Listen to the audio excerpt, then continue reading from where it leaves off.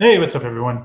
Okay, so a lot of people are very confused about Israel's latest declaration that they are going to go in and occupy Gaza. Well, how is that different from the last time we went in and occupied Gaza? And the truth is that it's not really that much different.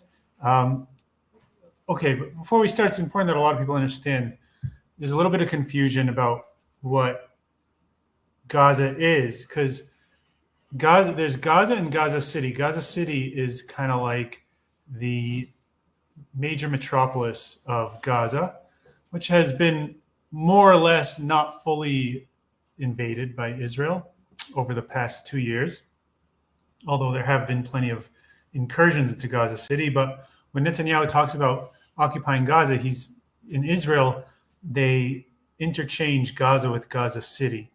So he's specifically talking about Gaza City, which is a pretty massive undertaking, which will require a lot of troops and supply lines in order to get the job done.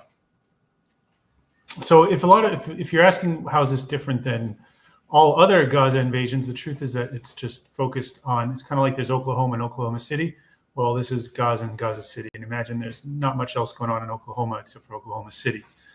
So that, just to clarify that part, thank you very much. Now, let's see. Let's get this thing a little bigger. I think I just ruined everything. Okay, there I am. All right, can you see me bigger? I think this is better. All right. Yeah, so that's more or less what is happening there. So let's look at an article, for example, about the latest decision to invade Gaza. We'll go to an easy one, the Times of Israel. Pretty broad coverage. I wouldn't call it down the middle, but it covers pretty much anything going on. So if you'll see, for example, there's a few articles here. Israel tells Gaza City hospitals to ready for mass evacuations as war plans advance. So this is something I don't like that Israel does. I don't like when Israel I don't like when Israel warns people, as they're doing here. As you can see, Israel tells Gaza City hospitals to ready for mass evacuations as war plans advance. And basically what's happening is Israel authorities warned medical facilities and international organizations in the northern Gaza Strip on Thursday to gear up for mass evacuations of civilians as it drove ahead towards a planned military offensive aimed at conquering Gaza City. So it's specifically, like I said, talking about Gaza City. And that's something that's important to understand.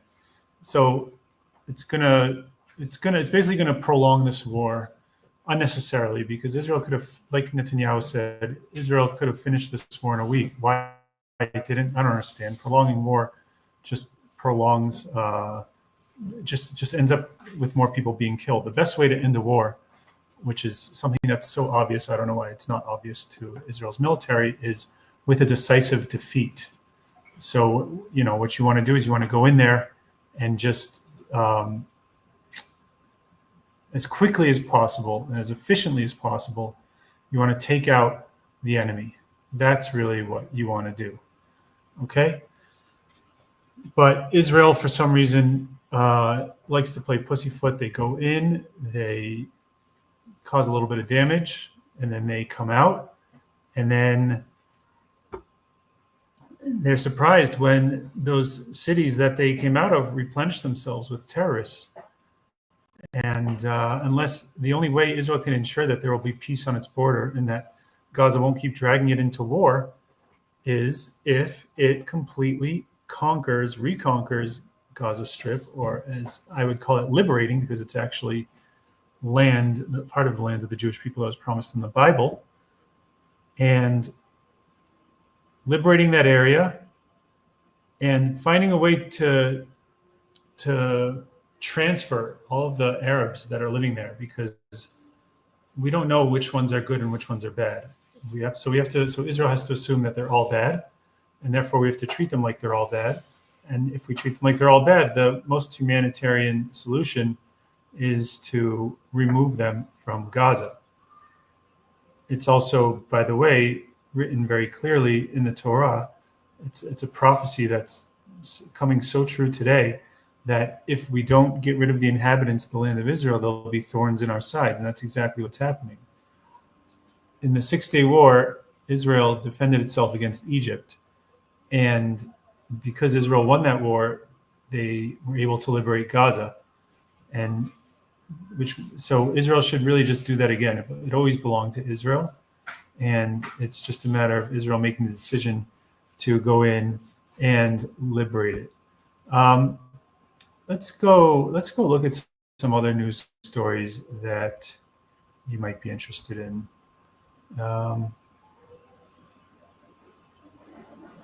Let's share screen. How do we share my screen?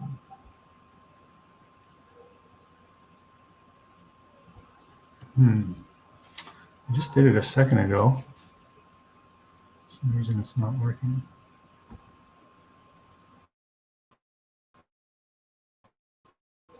No, we're not going to upload an image. Anyway, so that's pretty much what I'm saying. I have to say about that. Let's see what else we got. Okay, there we go. Do I look a little bigger now? Image file, extra camera, slides in PDF, video file, image file, share screen, share screen. Okay, sorry. We got the share screen going on. Go back to the Times of Israel. Why the heck not? Let's see what other stories are going on in and around Israel that you guys might want some clarity over. Okay, the whole thing with the hunger, it's such BS. Oh my God. Everyone thinks that people in Gaza are starving. Well, first of all, if they are, it's because the people who are responsible for distributing aid are not doing that. Second of all, it's not Israel's responsibility to feed these people. Third of all, if the hunger in Gaza is so bad, why doesn't Egypt send in food? Global Hunger Monitor declares famine in Gaza for the first time. Israel rejects bias report. Yeah. That's pretty much what's going on. I don't know if you guys saw it, but here's the headline. Global Hunger Monitor declares famine in Gaza for the first time. Israel rejects bias report. It's just famine is I don't know how you determine what a famine is like, but if there's a famine, it's in Gaza, which I don't believe there is. It's self-imposed because, when Israel left Gaza in 2005, the agriculture was already teed up for them. There was already a massive greenhouse industry full of fruits and vegetables. And there's no reason why they couldn't have developed a food industry. Instead, they built all these tunnels, and that's where they invested all their money in. And I don't know. I guess Gaza until the war started relied on Israel for all their food, which is another problem. Why are they relying on Israel for all their food? Why don't they produce their own food? Why don't they get it from Egypt? Now I know a lot of people say, well, there's a blockade of Gaza. Well, even if there was a blockade of Gaza by Israel, the Egyptian border with Gaza should be a great alternative for them. So why is the responsibility for feeding Gaza solely placed on Israel? Why not Egypt? Why is Egypt completely devoid of responsibility? Why is it that when people talk about starvation in Gaza, no one ever blames Egypt? They always blame Israel. Egypt can get food to Gaza just as easy. Actually, they could get food to Gaza much easier than Israel can, because Israel's fighting a war with Gaza. Egypt is not. Egypt and Israel both share a border with Gaza. So why is Israel always getting the brunt? Why is Israel always being accused of starvation when Egypt is arguably more culpable in the starvation of Gaza? And the reason is because Egypt is not a Jewish country. And if you don't like Jews, you will find any way to blame them for anything bad that happens to Gazans. And that's precisely what's happening. That's also, by the way, the reason why no other country wants to take the Gazans. Everyone's saying there's a genocide, but not a single country will take in these victims of genocide. Not a single country. Why? Because there isn't a genocide. They just like accusing Israel of genocide. And if there is a genocide, and all these other countries are not agreeing to take in Gazans as refugees from starvation and genocide, then how are they any better than Israel? Or sorry, how are they any worse than Israel? The truth is that they're not. They're just as bad, if not worse, actually. Because at least Israel has a legitimate reason to not feed the Gazans. They're fighting a war with them. But, Canada or France, who's always bitching about the poor Gazans, or any of these countries,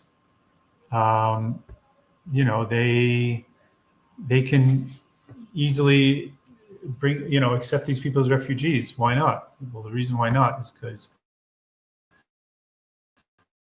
they're full of shit, and all of their useful idiots who are complaining who are too intellectual lazy to try and understand, what's actually going on. They just rather, repeat talking points that the Islamic propagandists are spreading.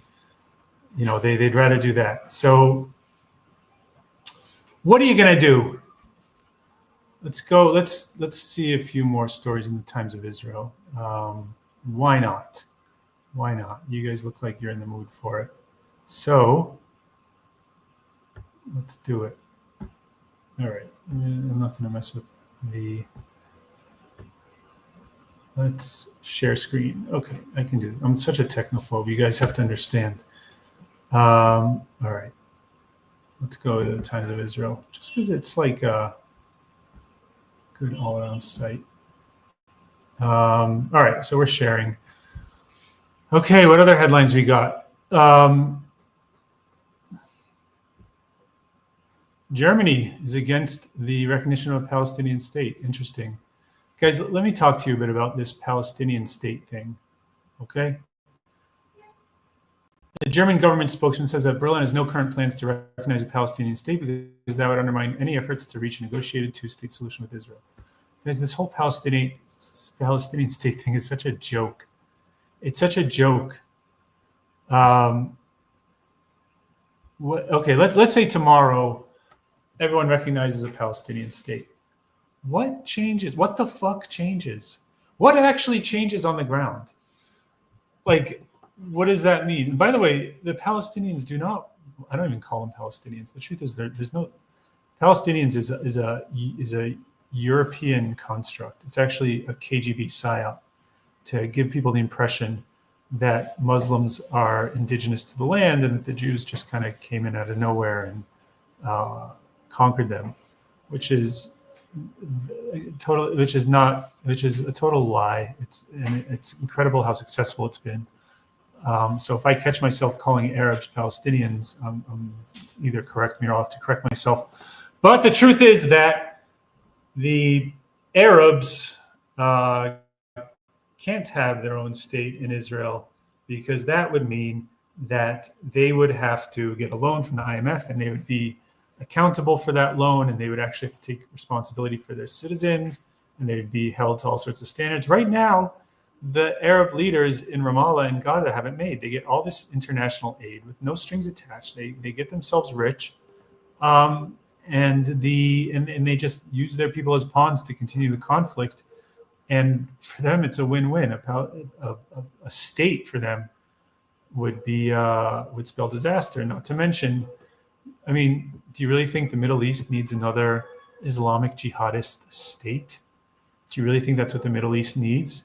Do you really think the Middle East needs another Islamic jihadist state to eat away at Israel and make the entire Middle East 100% homogenous Islamic jihadist conquerors? All you people who are in favor of diversity, you think that's a good thing for the Middle East? I freaking don't. Let's see what else is going on in the news. Share screen. I got this. I'm a tech genius. All right, let's go. Let's freaking go. Yeah, see here it says Israel's planning to conquer Gaza City. Very important you make that distinction. A lot of people will blur those two.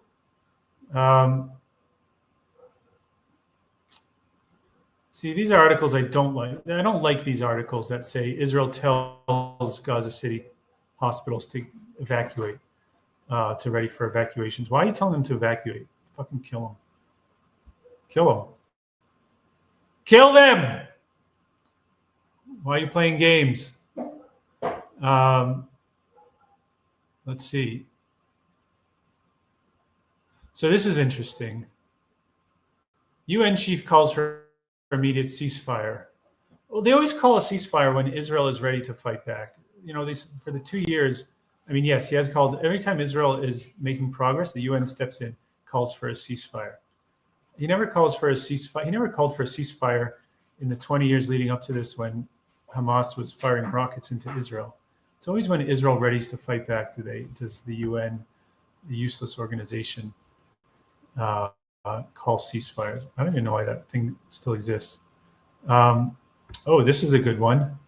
So the mayor of Barcelona was denied entry into Israel. After cutting ties with Israel, Barcelona mayor barred from entering country. So this is one of those classic situations of fuck around and find out. You cut ties with Israel, and then you expect. I mean, how much hubris do you have to cut ties with Israel and then just like expect Israel to allow you inside? What a joke. All right, here we go. Oh, we get to talk about E1 a bit. I don't know if you guys know what's going on, but there's this whole E1 plan in Judea and Samaria. And here we go. Britain and France were among 21 countries to sign a joint statement Thursday, big surprise, calling for Israel's approval of a major settlement project in the West Bank unacceptable in violation of international law. Israel approved plans for the roughly 12 square kilometer, 5 square mile parcel of land known as E1, just as Jerusalem on Wednesday. All right. So a lot of people don't really understand what they're talking about when they talk about settlements. What is a settlement? You see, that's the problem with the whole Israeli-Arab conflict. The people on the Arab side never actually think about what they're saying. What is a settlement? A settlement is basically saying that Israeli Jews can live in a certain place. Actually, it's not even Israeli Jews. Jews could live in a certain place. Meaning, if a Jew wanted to live in Wyoming, they should be allowed to live in Wyoming, and they have the legal right to live in Wyoming. And there's no reason why anyone should condemn that. But if a Jew wants to live in Hebron or in Nablus, Shechem, or anywhere in Judea and Samaria, in Ramallah, then they're suddenly called settlers. So just like I explained to you that the word Palestinian is a psyop to make you think that Arab Muslims are indigenous to the land. So too, it's arguably if they're even Arabs. So too is the word settler used as a psyop to make you think that Jews do not have the right to live in certain regions of the world, most notably Judea and Samaria and Gaza. And for the real Islamists and their apologists, anywhere in Israel, you're a settler. People from Tel Aviv are settlers. So basically what a settler is a Jew living in Israel. In any other region where they would say Jews aren't allowed to live, that would be Jew hatred. But in Israel, if they say a Jew is not allowed to live there, that you could just write it. You could just say, well, they're settlers.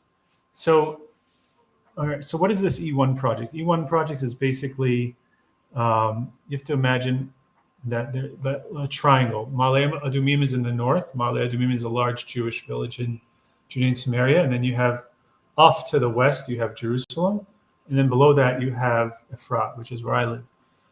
So this basically somehow cuts off any continuity of a potential future state for the Arabs geographically, and that's the whole rub. Well, yeah, good. The whole idea of a Palestinian state is ridiculous.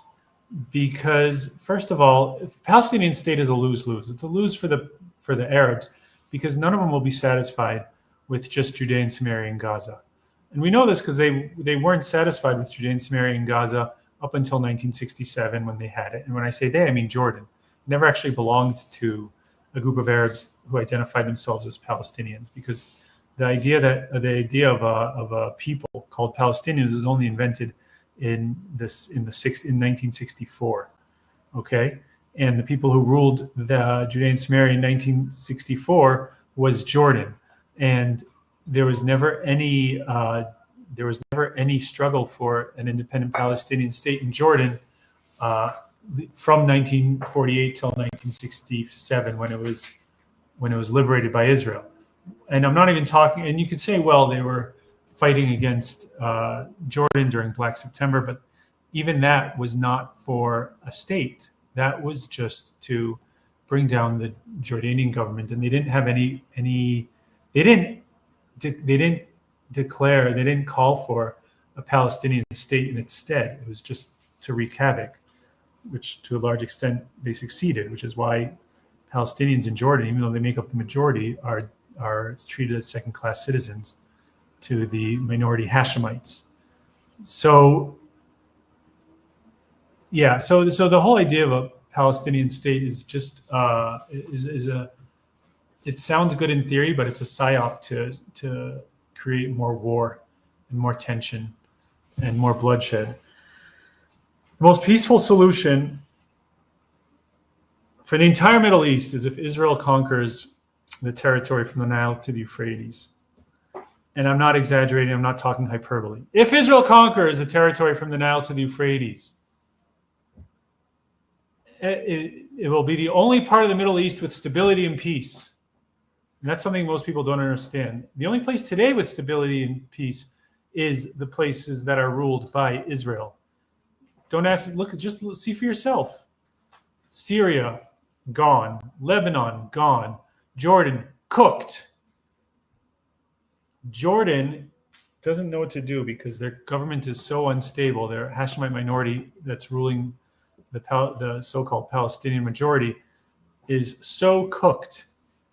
Egypt is in such shambles that they're trying to start another war with Israel just to distract their people from their image as collaborators with Israel and their economy, which is among the worst in the Middle East. Just look around the Middle East. The whole Yemen, cooked. That place has been in civil war for years, and the Houthis thought that they would, gain the people's favor by attacking Israel, but it hasn't really worked out for them because Israel took out their main infrastructure, meaning their ports, and that has made one of probably the poorest country on earth even poor. So, everything else besides Israel establishing its kingdom from the Nile to the Euphrates is a recipe for war and strife and bloodshed in the Middle East.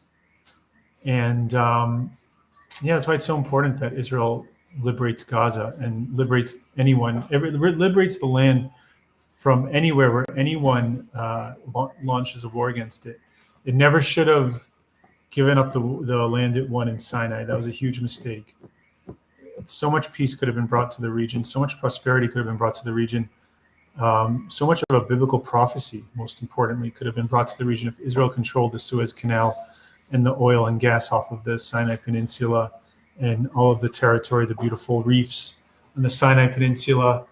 Israel should take over Syria and Lebanon right now. It's ripe for the taking. There's literally no government there. It's complete anarchy. Everyone's doing whatever they want. I mean, why does al-Shara have this ISIS guy from Turkey? Why does he have more of a claim to the land than Israel?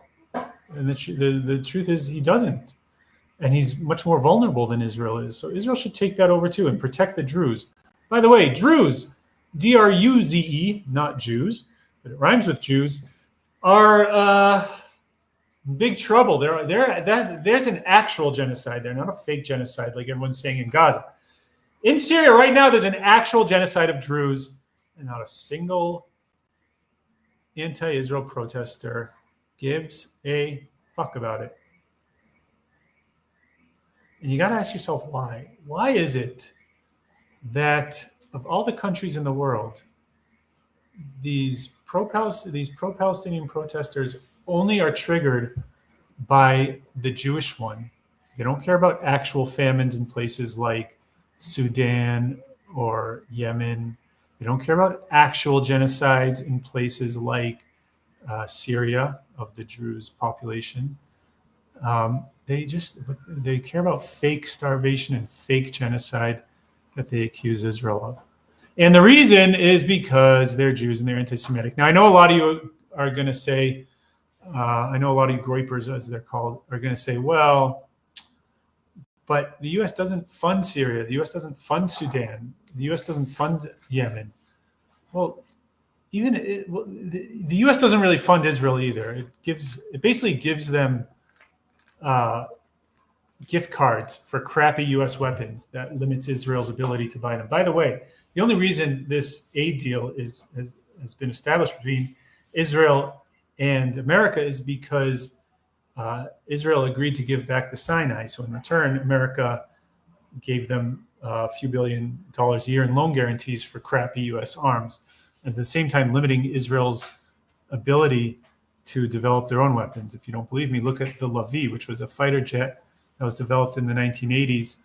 And because of the aid deal with America, America forced Israel to scrap the plane. It was supposed to be the most advanced fighter jet the world has ever seen in the world at that time.